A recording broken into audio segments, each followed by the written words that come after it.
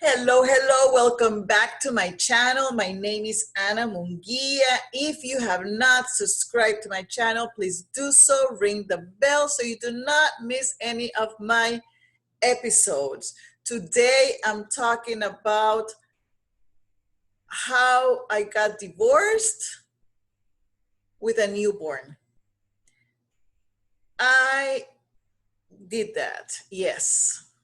So the story, a little of the summary, if you haven't seen my other episodes. So I had an unplanned pregnancy when I was 21.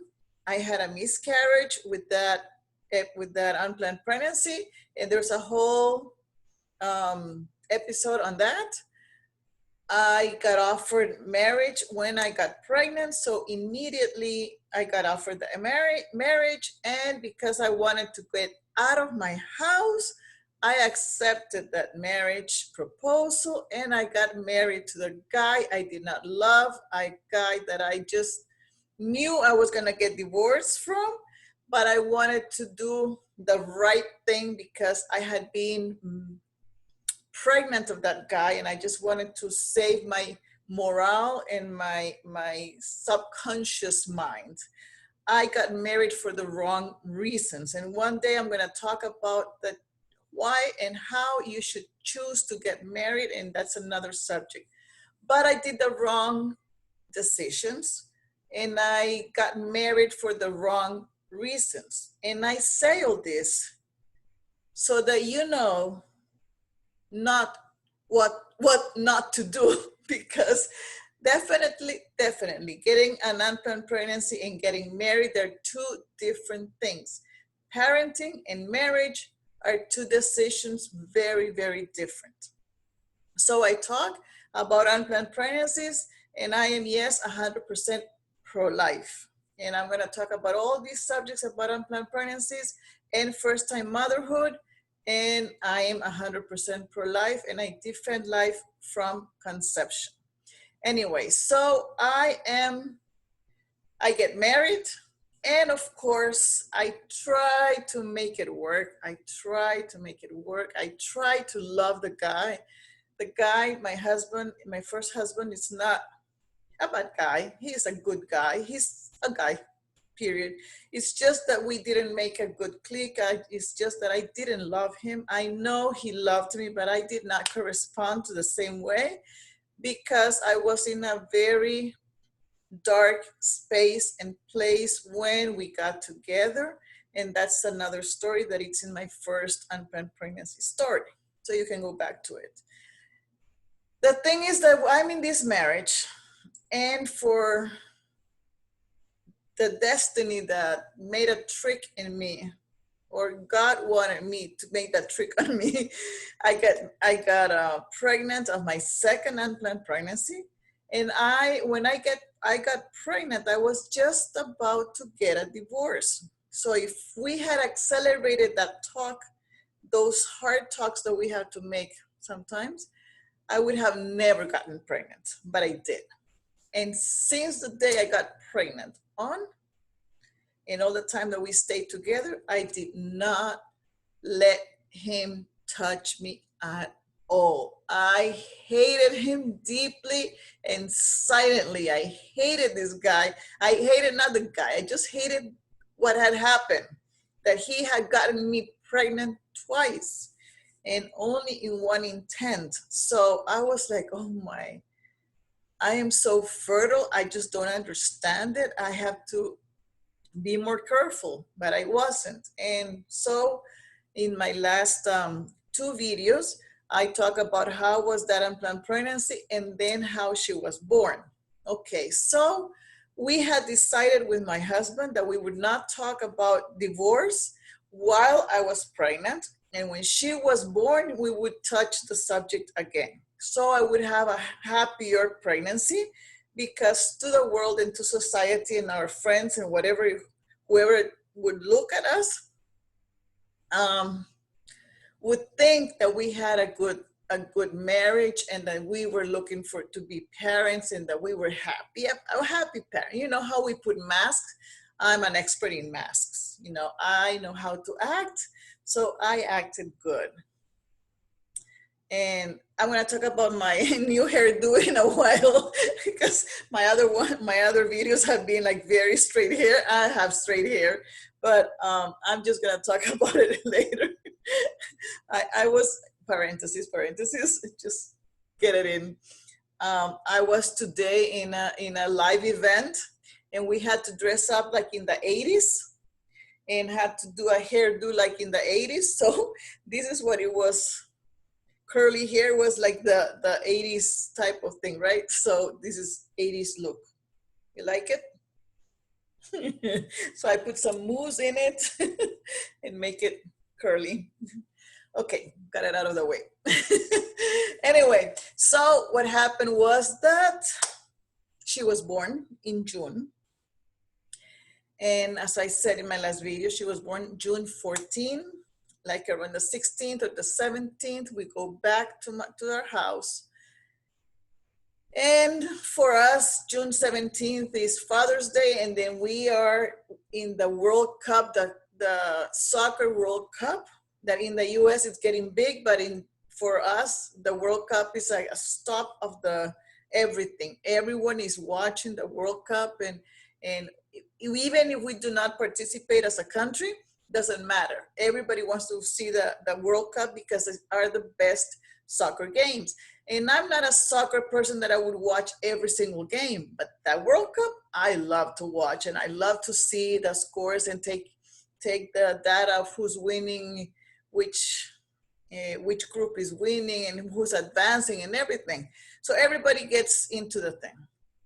The point is that Father's Day was coming, and a couple of days after that, or the following weekend, was going to be the final. So we didn't talk about divorce or what to do because we had to go through that.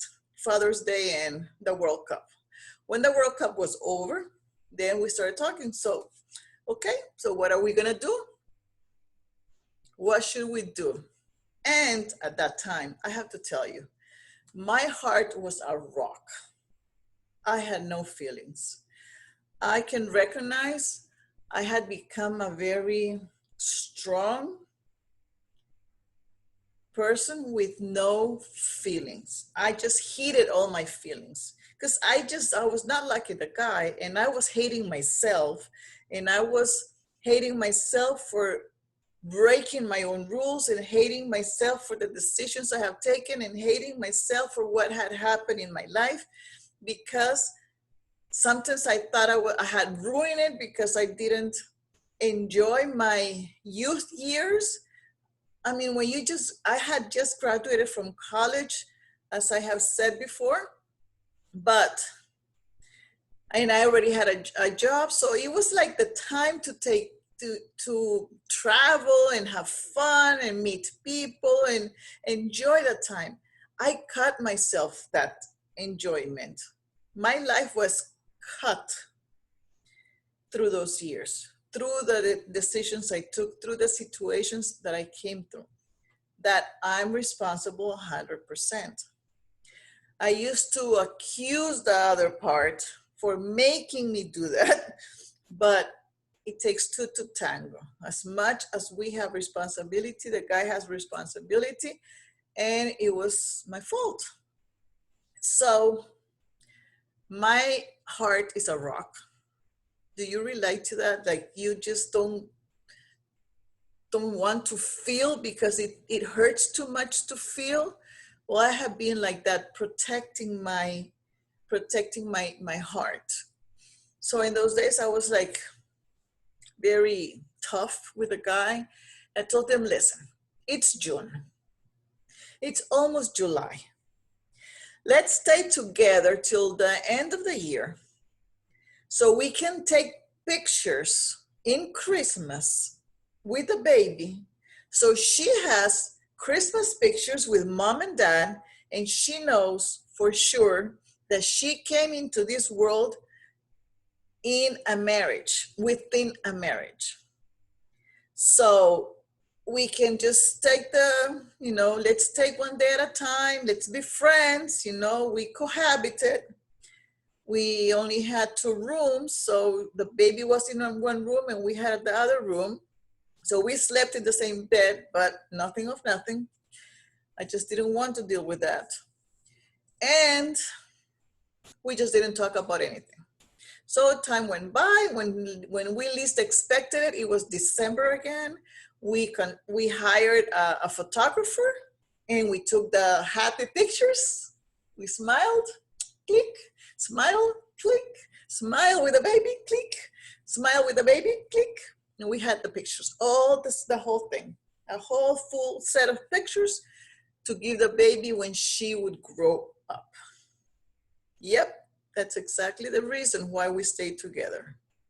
So Christmas comes, and in those days, my family was a mess during Christmas. It was so complicated to have Christmas.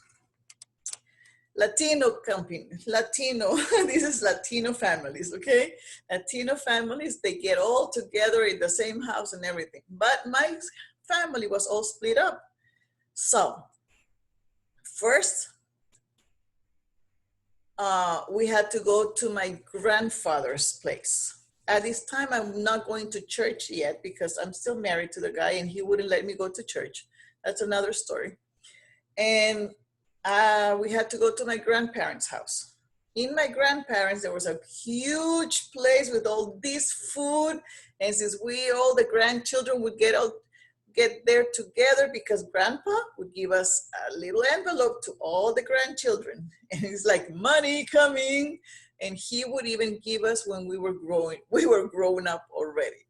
So, and he would give to the great grandchildren too, a little envelope and everything. So that was the first stop. We took pictures, family pictures. My husband was there, my little baby was here, and I was here. My dad, my stepmother, my step brother and sister. I don't even remember if they were in the picture or not, whatever. Anyway, so we took all the pictures, happy pictures. So my daughter, when she would grow up, would have the memories.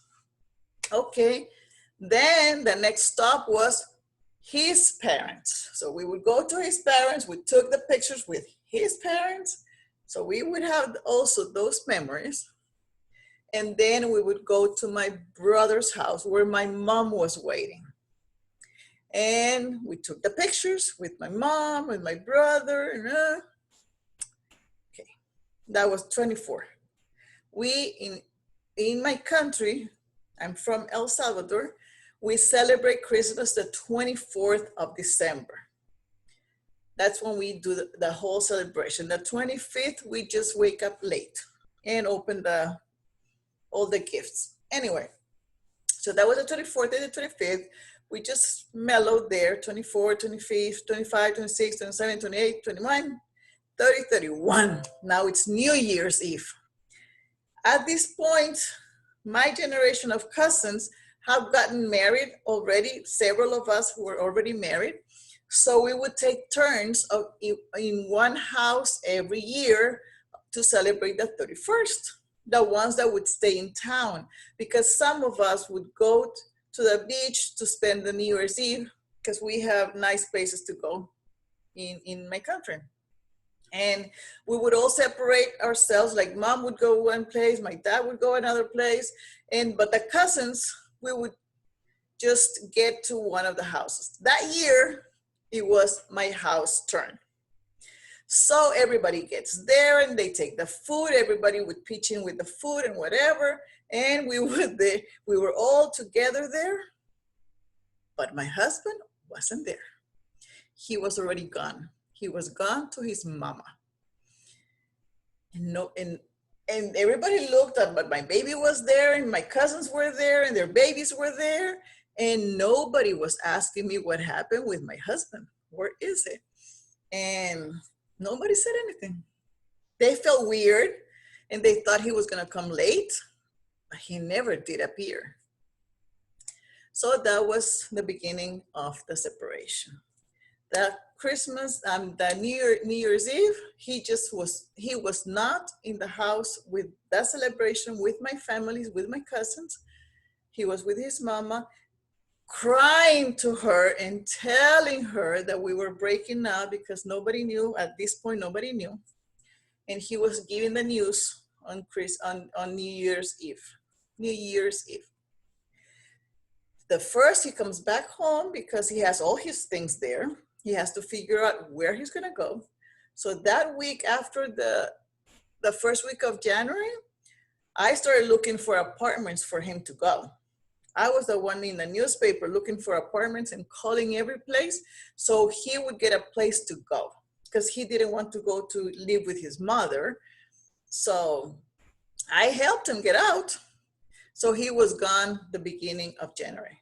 At this point, my daughter is 6 months old. So I became a single mother then. Incredible. Time went by really fast. And now he's out of the house that we had bought together. Actually, I bought because my father helped me buy the house and he pitched in like nothing, just a little bit. Another sign of why not to get married. If the guy is not well seated in his feet and you're the one that has to resolve everything, it's not a good sign to get married. But I did it. And he was not a good employee. He didn't earn much. He would, in all his working years while we were together, I would always earn twice as much as him. So what we did also in the finances, I was really mean. I would tell him, okay, so how much do you earn? So and so. Okay, so give me your check and I'll put half of it, the two, and we would put it together. And then I would buy all the food and I would take care of the bills and I would take care out of everything. But you give me, so I would just leave him with gas money or something. I don't know. No, I don't even know how he stayed with me. Seriously, I was a very mean wife. And so I became a single mother. Now, when I stayed at that house by myself, seeing and looking back what I have done, all that trajectory that like things happen like so fast, like in 3 years, everything changed. At this point, I'm already 24 years old. And wow, I have messed up. I mean, I had been pregnant, I had lost a baby, I had gotten married, I had gotten pregnant again, gotten not a divorce, but a separation already. And I'm 24. So all these things have happened by 24. Wow. So now what I'm gonna do with my life? That was the question. I had to think. And for the first time when I see myself by myself, knowing that I'm the responsible of that little human being that I have with me, 6 months old, I started looking to the sky and trying to find God in my life. That's when I really, really gave my life to Jesus. I had received Jesus in my heart and I was saved. So if you don't know what that means that if I would have died in those days, I would go to heaven. Definitely, I believe that I was saved because I received Christ in my heart. But I had not given myself to him for him to manage my life because I was afraid to give myself to him because I thought I was smarter, more smart than God, that I could make my own choices. And I couldn't. I was not a good decision maker of my personal life. At this point, I started thinking, I need help. At this point, I started thinking that I need God to guide my life. So this is when I started reading the Bible. This is when I looked for a church. This is when I started going to Bible studies. This is when I started to really, really seeking for God in my life. I wanted a new opportunity. I didn't want to stay single forever. I didn't want to stay pitying myself of what I have done. I mean, what was done was done. I could not change anything. And seriously and really, if I would think back, or every time I think back, I'm really grateful that everything happened. If I would have never gotten married, I wouldn't have my kid. If I wouldn't have gotten pregnant the way I did, I wouldn't have my daughter. And believe me, I did so many things in so many projects and so many businesses because she gave me the inspiration to do them.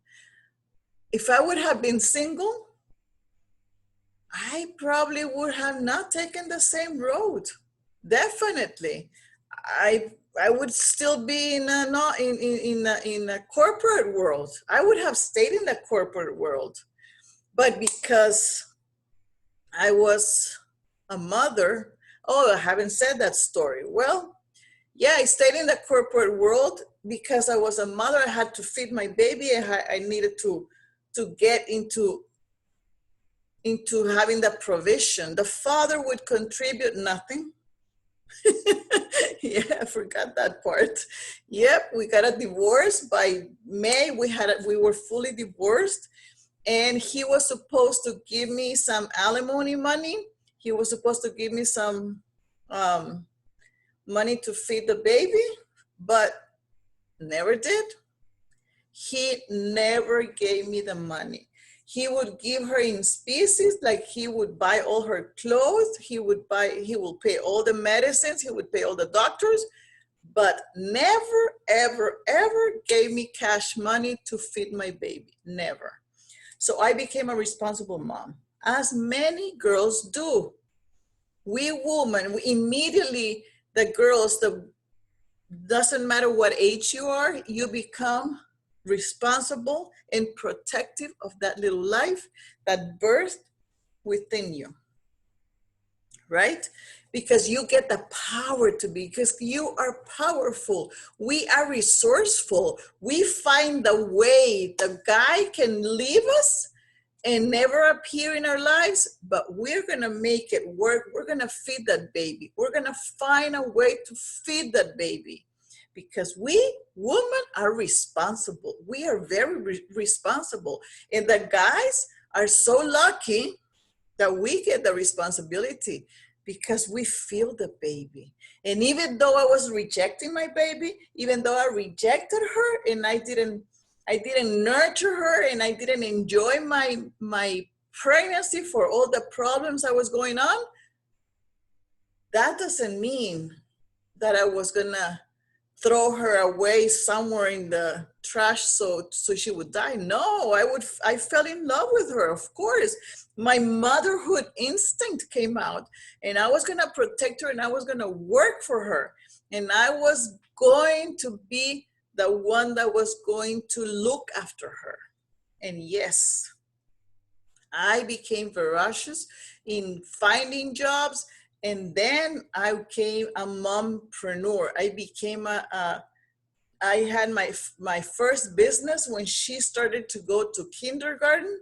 And I'm gonna talk about that other stage of my life, because we as women, we as girls, responsible mothers, we have to become resourceful. That's going to be another upload. I'm going to talk about how resourceful you can be and ideas we can bring up to make money to feed that baby. Because you have been chosen. You are chosen. If God permitted that DNA got together to make conception of a baby inside your womb, is because he trusted that you can resolve what to do with that baby. And we're going to talk about the choices when you just find out, and go through them slowly. But at this point, I wanted to tell you the story of how I became a single mother. And when I became a single mother, the first thing I did was get into my knees and pray to God to show me the way, because I wanted to reconstruct my life. I wanted a second opportunity. I wanted to have a second marriage. I wanted to have more kids. And I, from the beginning, said, no, this time I want to do it the right way. But I'm not going to do it my way alone. I wanted help. And this is why I looked for God. And I didn't have a mentor next to me to tell me or to consult and ask any questions. But I'm here for you. I'm here to be that mother that you need next to you, that aunt that you need, that adult that you need. Doesn't matter how you call me and how you adopt me into your life. I just want to change your life, because my life was changed by becoming a mother. My life was drastically changed and inspired in my unplanned pregnancy.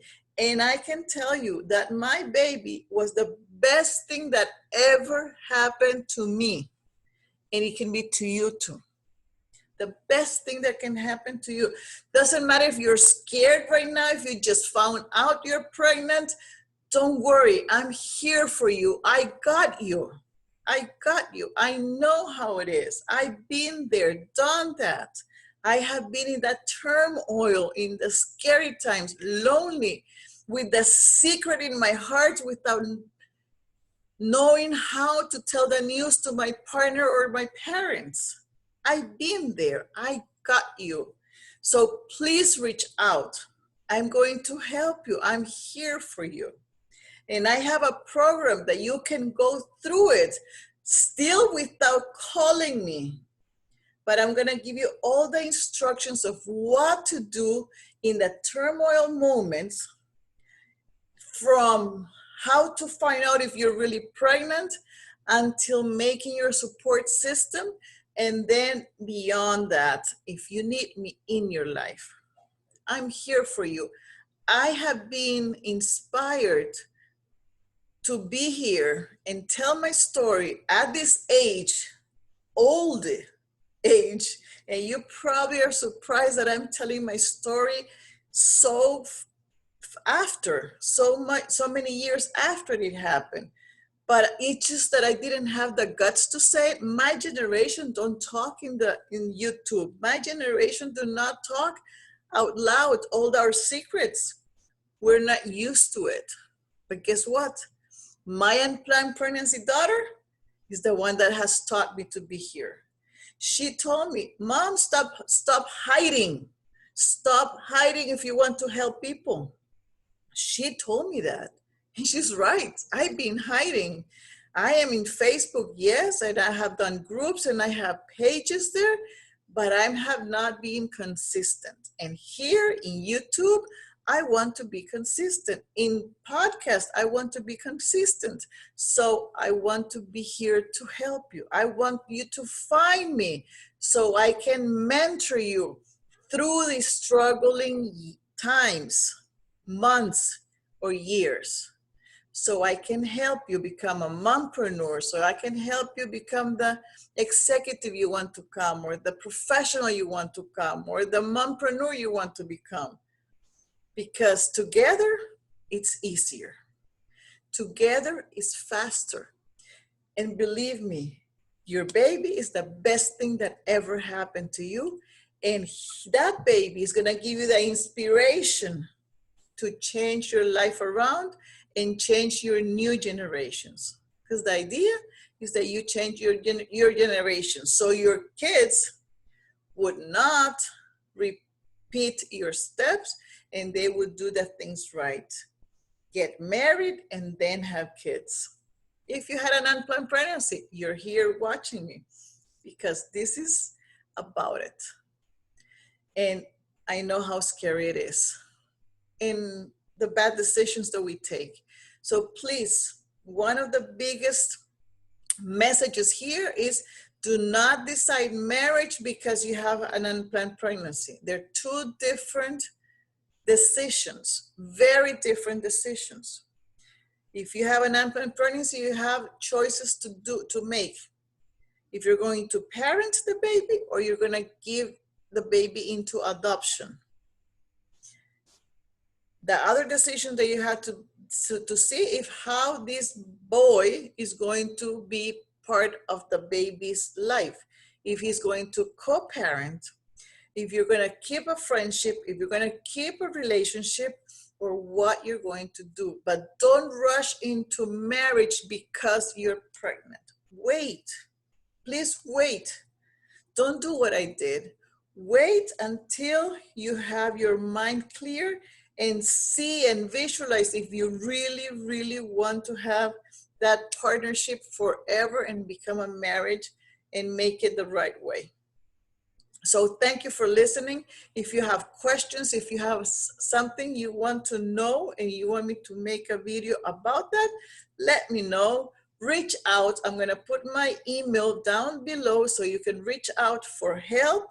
And if you want the programs I have a video series called the First Aid Kit for Teens.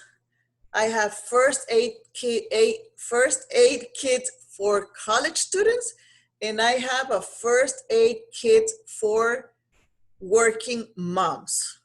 Because an unplanned pregnancy, it's scary. It doesn't matter what age you have. Doesn't matter the age you have. It's always scary. And 3 different seasons, but I have help for you that you can do it by yourself. You don't have to call me yet if you're not at ease with it. But I'll take you through that process while you have that secret in your heart to make your life easier. Believe me, it's not the end of the world. You have not ruined your life. You have just added a new season in your life and you have changed your trajectory. But that baby is the best thing that had ever happened to you. I promise. I promise it's that way. Giving life, it's a privilege. So thank you for listening and reach out. If you haven't subscribed, please subscribe, ring the bell, and please share this video if you can help somebody else that is taking a decision on marriage right now. Thank you for listening. Bye-bye.